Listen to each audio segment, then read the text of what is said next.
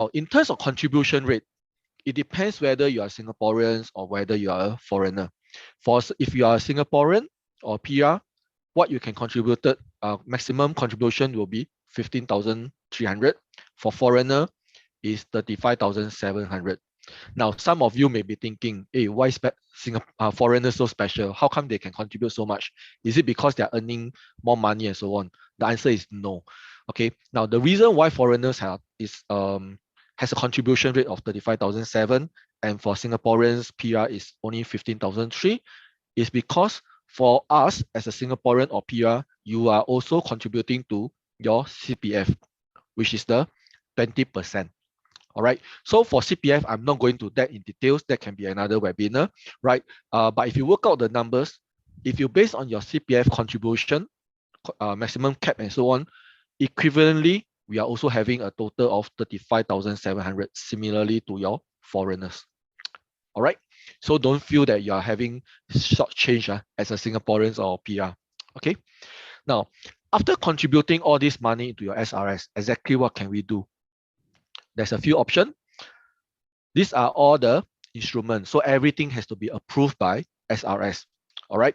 So I can do a very low risk instrument just by putting my money into a normal savings account or fixed deposit. If I just living with the money, if I leave it untouched in the SRS account, it will just be another normal savings account getting the usual savings interest that I'm getting from the respective banks. Okay. Now I can also go into corporates or government bonds. Okay. I can purchase bond unit trust, which your reps can, your advisors can actually share with you what are some of the good bonds out there, right? Or you can even purchase things like your Singapore savings bonds. All right. Now, another option is that you can purchase the insurance plans. Okay. Depends on what kind of insurance product you want. Generally, we are looking to either endowment, okay, which is basically in short is that you give a single amount, you'll just wait for, let's say 5, 10, 20 years, depending on how long is the maturity term, and you just get that lump sum back. Okay. Now, another instrument is your single premium annuity. So it's also in a way, it's a form of savings plan as well. But what is the difference is that I will put in a single sum of money, assuming it's the 15,003. Now, end of the period, instead of I receive a lump sum, I may want to have a stream of income for the next 5, 10, or 20 years, depend on individual as well. Okay.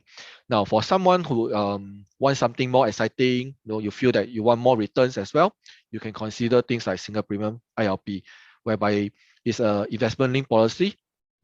All right. So there's a certain investment component. At the same time, there may be a certain level of insurance coverage as well. All right.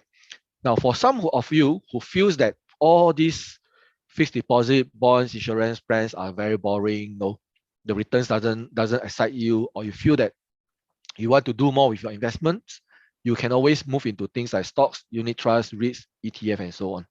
Okay. Now, exactly which instruments are good for you? Again, please talk to your financial advisors. Let them do a need analysis based on your whole investment portfolios, all right, your retirement plan and so on, and then they should advise you accordingly.